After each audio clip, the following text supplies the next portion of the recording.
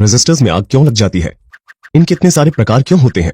इन strips का क्या मतलब है और रेजिस्टर्स काम कैसे करते हैं? इन सभी चीजों के बारे में मैं आज इस वीडियो में बताने वाला हूं। रेजिस्टर क्या होता है? रेजिस्टर्स कुछ ऐसे दिखते हैं। इनके कई आकार और प्रकार होते हैं। इन्हें इस सिंबल से दर्शाया जाता है जिसे आप यहाँ इन इंजीनियरिंग ड्राइंग्स में देख सकते हैं। अगर हम इस एलईडी को लें और इसे 9 वोल्ट की बैटरी से जोड़ें तो यह तुरंत खराब हो जाएगी। एलईडी के अंदर एक पतली तार होती है और बैटरी उसमें बहुत ज्यादा इलेक्ट्रॉन भेजने की कोशिश करेगी तो वह टूट जाएगा। इसलिए हम इलेक्ट्रॉन्स का करंट कम करने के लिए एक रेजिस्टर लगा देते हैं। रेजिस्टर एलईडी को सुरक्षित रखने के लिए सर्किट में से ऊर्जा को हटाता रहता है। यह वास्तव में इलेक्ट्रिकल ऊर्जा को ऊष्मा में बदलकर उसे बाहर निकाल देता है। रेजिस्टर्स इलेक्ट्रॉन्स के प्रवाह को मुश्किल बनाते हैं, इसलिए वे सर्किट में रेजिस्टेंस जोड़ते हैं। रेजिस्टेंस इस बात की माप होती है कि किसी पदार्थ में से इलेक्ट्रॉन्स कितनी आसानी से प्रवाहित हो सकते हैं और हम इसे ओम्स की इकाई में मापते हैं।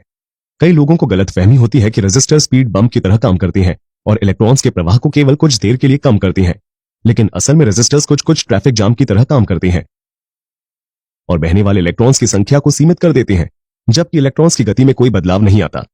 पाइप में बहने वाले पानी को याद कीजिए, उसका बहाव बहुत आसान होता है, लेकिन अगर हम पाइप को आधा ब्लॉक कर दें तो पानी उससे टकराएगा और पानी बहना मुश्किल हो जाएगा और हमें बल लगाकर उसे अवरोध में आगे बढ़ाना पड़ेगा। यही बात इलेक्ट्रिसिटी के साथ भी है। इलेक्ट्रॉन्स एक तार से होकर आसानी से बह सकते हैं, लेकिन अगर हम रेजिस्टर लगा दें तो इलेक्ट्रॉन्स टकराएंगे और उनका बहना मुश्किल हो जाएगा और इसलिए करंट सीमित हो जाएगा। रेजिस्टर में वोल्टेज ड्रॉप भी होता है। ये टकराव गतिज ऊर्जा को ऊष्मा में बदल देते हैं और इसलिए रेजिस्टर्स गर्म हो जाते हैं। आप में से अधिकांश लोग इन रेजिस्टर्स को पहचानते होंगे। ये है metal film resistor, carbon film resistor या कार्बन कॉम्पोजिट रेजिस्टर। ये कैसे काम करते हैं ये मैं इसी वीडियो में बाद में बताऊंगा और आप खुद से कुछ सर्किट्स बनाने की कोशिश भी कर सकते हैं। ये सारे छेद के जरिए कनेक्ट किए जाने वाले रेजिस्टर हैं जिन्हें हम प्रोटोटाइप बोर्ड में लगा सकते हैं या प्रिंटेड सर्किट बोर्ड में सोल्डर कर सकते हैं। सर्किट बोर्ड्स में आमतौर पर कंपोनेंट्स पर लेबल लगे होते हैं ताकि हम उनकी स्थिति पहचान सकें। हम इन्हें थोक में सस्ते में खरीद सकते हैं। ऐसा करना इलेक्ट्रॉनिक्स सीखने और गलतियां करने के लिए अच्छा रहता है। मैं नीचे डिस्क्रिप्शन में लिंक दूंगा जिस पर जाकर आप इन्हें खरीद सकते हैं। इनमें एक तय रेजिस्टेंस होता है और रेजिस्टर की तरह रंगीन पट्टियां होती हैं जो रेजिस्टेंस का मान दिखाती हैं। मैं इस वीडियो में इसे पढ़ना भी सिखाऊंगा। हमें एसएमडी या सरफेस माउंट डिवाइस टाइप के रेजिस्टर भी मिलते हैं जिन्हें कॉम्पैक्ट सर्किट बोर्ड्स में इस्तेमाल किया जाता है। इन्हें सीधे सर्किट बोर्ड के मेटल पैड सोल्डर कर दिया जाता है। हम सोल्डरिंग आयरन या सोल्डर पेस्ट का प्रयोग कर सकते हैं, लेकिन कुछ इतने अच्छे होते हैं कि उनके लिए विशेष मशीन की जरूरत होती है। इसमें तय रेजिस्टेंस होता है और सबसे ऊपर एक संख्या दी होती है जो रेजिस्टेंस का मान दिखाती है। मैं इसे पढ़ने का तरीका इसी वीडियो में आगे बताऊंगा। इन सब में रेजिस्टेंस का मान तय है, लेकिन हमें वेरिएबल रेजिस्टेंस वाले रेजिस्टर भी मिल सकते हैं। हमें पोटेंशियोमीटर्स और रियोस्टैट्स की तरह मैनुअल रूप से एडजस्ट किए जाने वाले रेजिस्टर मिलते हैं जिन्हें हम डायल की मदद से एडजस्ट कर सकते हैं। इसके अलावा कुछ ऑटोमेटिक वर्जन भी होते हैं जैसे थर्मिस्टर्स, लाइट डिपेंडेंट रेजिस्टर्स, वेरिस्टर्स आदि। इन सभी रेजिस्टर्स में अधिकतम रेजिस्टेंस, वोल्टेज और पावर की रेटिंग होती है।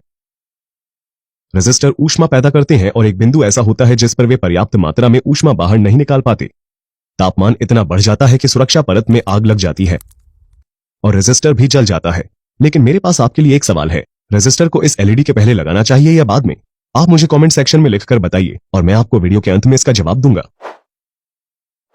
रेजिस्टर्स कैसे काम करते हैं? आइए देखें कि विभिन्न प्रकार के रेजिस्टर्स कैसे काम करते हैं और उनकी बनावट कैसी होती है। कार्बन कॉम्पोजिट रेजिस्टर्स को कार्बन या ग्रेफाइट जैसे कंडक्टिंग मटेरियल और क्ले जैसे इंसुलेटिंग पाउडर से बनाया जाता है। इससे ठोस कोर बनता है, फिर हम हर सिरे पर मेटल कनेक्टर लगा देते हैं।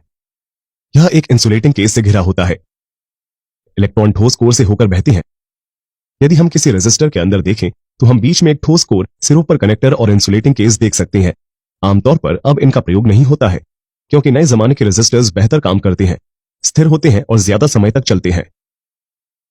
कार्बन फिल्म रेजिस्टर्स बहुत आम है और बनाने में सस्ते पड़ते हैं। उनमें एक सिरेमिक कोर होता है जिस पर कार्बन की पतली कोटिंग की जाती है। एंड कैप्स में मेटल कनेक्टर जुड़े होते हैं और ये सब एक इंसुलेटिंग केस के अंदर होता है। रेजिस्टेंस के मान को नियंत्रित करने के लिए कार्बन की परत में हेलिकल ग्रूव यानी पेचदार खांचे काटे जाते हैं। इससे इलेक्ट्रॉन्स के लिए संकरा पाथ बन जाता है और हेलिकल कट की पिच बदलने में हम पाथ की लंबाई बढ़ा सकते हैं और चौड़ाई घटा सकते हैं। इस तरह रेजिस्टेंस बढ़ जाता है। इन उदाहरणों में हम साफ देख सकते हैं कि 1 ओम रेजिस्टर के खांचे छोटे और पाथ चौड़ा है। 1 किलो ओम में लगभग 3 घुमाव है और पाथ पतला है और 1 मेगा ओम रेजिस्टर में लगभग 5 घुमाव है और पाथ बहुत पतला है। इसलिए रेजिस्टेंस बहुत ज्यादा है। यह कई आकारों में उपलब्ध है। रेजिस्टर जितना बड़ा होगा उतनी ही अधिक ऊष्मा क्षय होगी क्योंकि सतह का क्षेत्रफल अधिक है। तो जितना बड़ा रेजिस्टर उतनी अधिक पावर रेटिंग। इन रेजिस्टर्स पर आमतौर पर 4 पट्टियां दिखती हैं जो रेजिस्टेंस का मान दिखाती हैं। पैकेजिंग पर रेजिस्टेंस लिखा होता है या इसे तुरंत मल्टीमीटर से मापा जा सकता है। हालांकि कभी कभी हमें इस चार्ट में मान ढूंढना पड़ता है। हमारे पास 2 अंक, एक मल्टीप्लायर और एक टॉलरेंस बैंड है। टॉलरेंस बैंड बाकी पट्टियों से अलग है। हम पहली पट्टी से शुरू करेंगे जो कि भूरी है, तो यह 1 है। दूसरी पट्टी काली है जो 0 है। तीसरी पट्टी मल्टीप्लायर है जो भूरी है, तो यह 10 है। इसका मतलब 1 और 0 हुआ 10, और इसमें 10 का गुणा करने पर हमें 100 ओम्स प्राप्त होगा। आखिरी पट्टी टॉलरेंस है। यह सुनहरी है जिसका मतलब प्लस या माइनस 5% है। यह निम्नतम 95 ओम्स और अधिकतम 105 ओम्स हो सकता है। मल्टीमीटर से मापने पर रीडिंग 98.2 ओम्स आती है। क्या आप इसका रेजिस्टेंस निकाल सकते हैं? मुझे कमेंट सेक्शन में बताएं और मैं वीडियो के अंत में इसका उत्तर दूंगा। मेटल फिल्म रेजिस्टर्स बहुत आम है। उनमें एक सेरेमिक कोर होता है जिस पर मेटल की पतली कोटिंग की जाती है। एंड कैप से मेटल कनेक्टर जुड़े होते हैं और यह सब एक सुरक्षा कोटिंग से ढका होता है।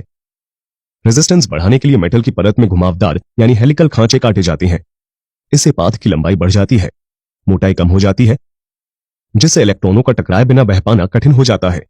इसलिए रेजिस्टेंस बढ़ जाता है। हम देख सकते हैं कि इस 10 ओम रेजिस्टर का पाथ बहुत चौड़ा और छोटा है, इसलिए रेजिस्टेंस कम है। यदि हम इसकी तुलना 1 मेगा ओम रेजिस्टर से करें जिसका पाथ बहुत पतला और लंबा है, तो देख सकते हैं कि इसका रेजिस्टेंस बहुत अधिक है। इस तरह के रेजिस्टर का टॉलरेंस अधिक होता है और स्टेबिलिटी अच्छी होती है, इसलिए कार्बन फिल्म या कार्बन कॉम्पोजिट की तुलना में इन्हें अधिक पसंद किया जाता है। हालांकि ये थोड़े महंगे होते हैं। ये कई तरह की पावर रेटिंग में उपलब्ध है। आकार जितना बड़ा होगा रेटिंग उतनी अधिक होगी और यह उतनी ही अधिक ऊष्मा निकालेगा। रंगीन पट्टियां रेजिस्टेंस दिखाती हैं और इस वाले पर अक्सर 5 पट्टियां होती हैं। पैकेजिंग पर आमतौर पर रेजिस्टेंस लिखा होता है या हम मल्टीमीटर से चेक कर सकते हैं, या फिर हम इस चार्ट में भी मान देख सकते हैं। हमारे पास 3 अंक, एक मल्टीमीटर और एक टॉलरेंस बैंड है। पहली पट्टी नारंगी है जो 3 है। दूसरी पट्टी भी नारंगी है मतलब 3। तीसरी पट्टी काली है जो 0 है। इन संख्याओं को एक साथ लिखने पर 330 बनता है। चौथी पट्टी मल्टीप्लायर है जो काली है और यह 1 है। 330 को 1 से गुणा करने पर 330 ओम्स होते हैं।